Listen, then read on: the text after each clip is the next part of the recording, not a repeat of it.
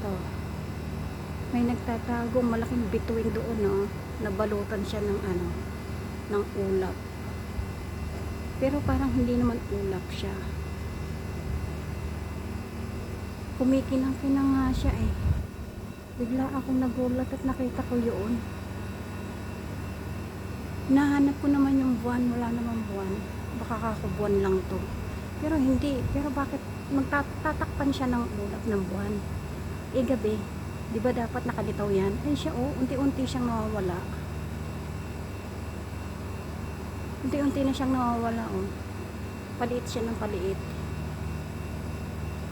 Ano kaya ito guys? Wala na.